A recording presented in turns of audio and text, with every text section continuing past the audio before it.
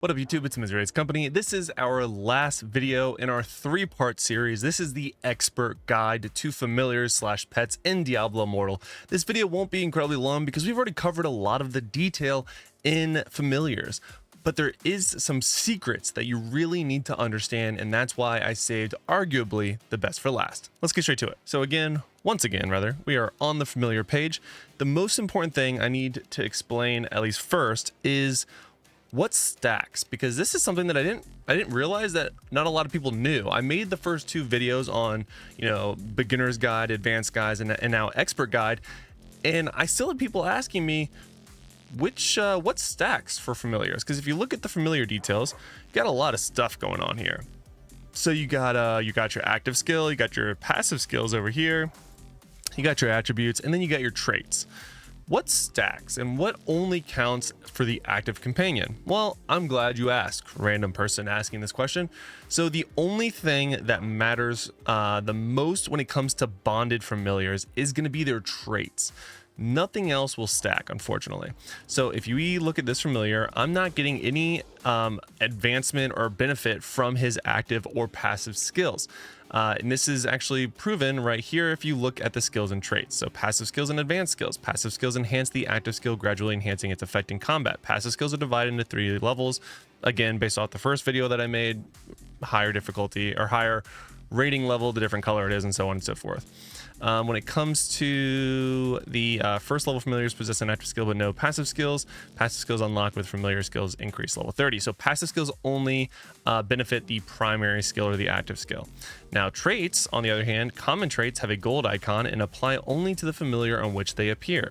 Now advanced traits have an orange icon, also known as legendary traits, and stack between the current companion and bonded familiars. Okay. Both types of traits provide the adventurer with benefits, and that's really important. Now, attributes, again, familiars have 4 different attributes, which we already talked about. Familiars attributes can be improved through empowerment. You can also use the exchange benefits feature at a familiar vendor to swap attributes between 2 of the same species of familiars. So what that means is these passive skills only buff the active skill, and if this dude right here on my bonded the Ash Sweeper, I'm not getting any of his passive or active skills because he is not my main companion. My main companion is right here, and it is Varog, which is why I'm using the one that has 2 of the yellow rare passive skills that buff his active skill.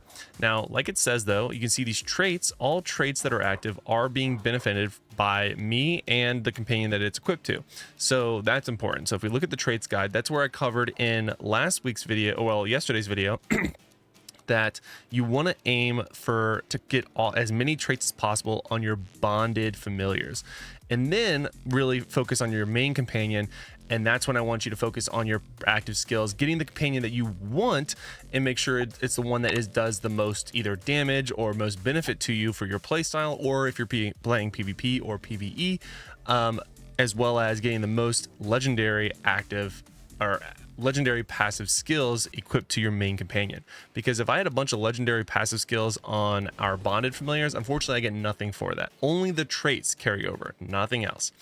So you can see that I have traits available on my bonded familiars, which is great. I have the 2 traits active, so increased skill damage and then maximum life increased. And then this one I did finally get a utility skill trait rather, which is allows remote armory management, which isn't the best. But also I use it a lot more than I thought I was going to. In fact, I was going to sell it, but this guy only sells for like 8k plat, so I decided not to sell it. So I'll hold on to it. It's actually pretty nice when you're out and about, and if you're trying to queue into PvP, you want to toggle to PvE and then run around, kill some things, and then toggle back to PvP. It's actually, I use it quite a lot. But yeah, so there's that. And then this guy has literally nothing. He's an aberrant. He doesn't have any traits. And there's that. I'm literally getting nothing out of it, unfortunately. So, but he's just a placeholder until I get more active traits, because this one is not active. So the next thing I want to talk about is hidden legendaries. That's right, hidden legendaries. This becomes incredibly important when you look at, let's look at Varog. When you look at their stats of their abilities, their attributes. So if you look at their attributes right here, you can see they have ferocity, agility, insight, and resilience. So anything above 120 turns it into yellow, which is rare. Anything over 169 will make it legendary. Now, keep in mind, like we covered in the first 2 videos, the only type of familiar that can be a legendary is an aberrant familiar. With that said though, the only type of familiar that can be upgraded via melding are ordinary familiars, like such as this one. Again, this is ordinary, and this little purple thing makes him this little purple emblem makes him aberrant. So if I were to continue to progress my Varrock to get him to 170 for his agility through melding or just continue to convert and re-rolling, I would then be able to exchange attributes. I would be able to then convert him, and it would be a guaranteed legendary. Now, the trick is, and this is why it's in the expert video, when you go to converting, this is where things can get a little bad. So we want to go to familiar details, convert. So yes, I'm not actually going to convert, but let's just look at the ones I have right here. All right, so you see combining 3 familiars will create a new familiar. The rarity is tied, what the end result is tied to that has the most legendary skills. If no legendary, and I'm talking about passive skills, these stars. So if I had 1 orange and then everyone else was yellow, this would be my guaranteed legendary.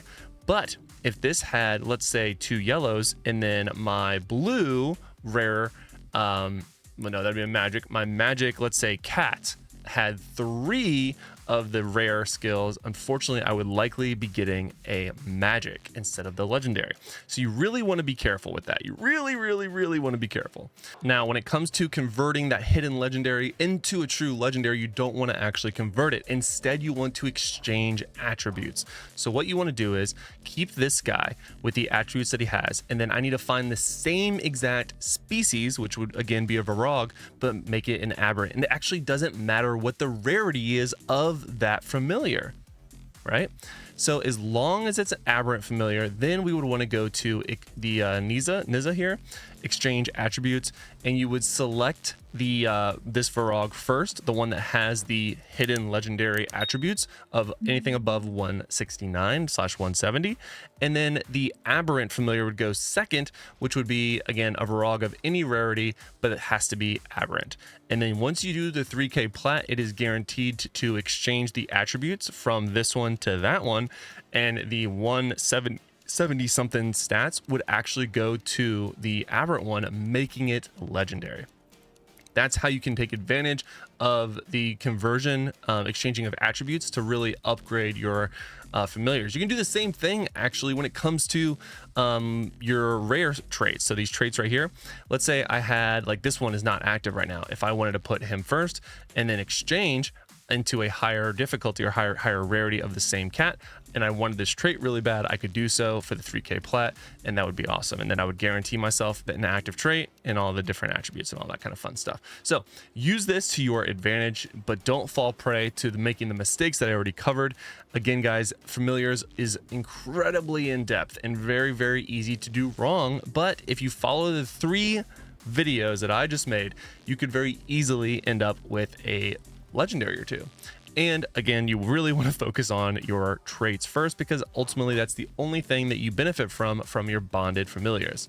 So save your gold, unlock all 4 bonded spots, and then focus on your traits. And then last but not least, once you've completed all of the traits and sort of collected them all via this trait guide, you have as many of them as you want, then you can go down to your main companion and actually be able to benefit from upgrading him and getting all of the legendary fun passive skills that you're going to want to make him really taken to the next level. Now, before I leave you guys and end this series, there is one passive skill that you're gonna want to get, and it's better than all the rest by a long shot, and that's none other than the Savior passive skill. So here it is, guys. The Savior trait is right here. It is of course a legendary passive skill.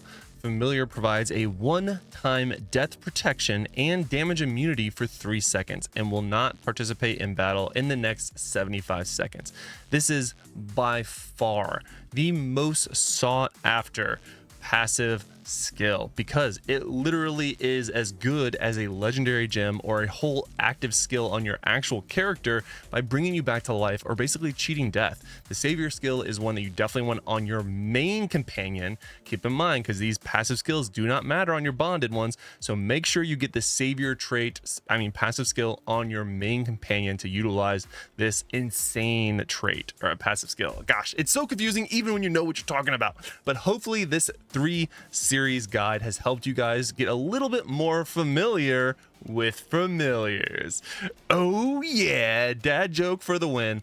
I'm also going to be making a video coming out hopefully tomorrow on which familiars are the best in terms of ranking them, because honestly guys, when it comes to after you pick out all your traits for your bonded familiars, you really do want to make sure you get the right main companion, either based off cosmetics, the one that you like the most that it looks like, or the one that has the best active skill, and that will be ranked in the video coming out very soon, if not tomorrow. So let me know what you thought of the series. Again, we'll add a 4th part of this series tomorrow or in the coming days, which is going to be ranking all of the familiars from S tier, A, B, C, D, and maybe even an F tier. So I'll see you in that video, guys, and until next time, lock it in.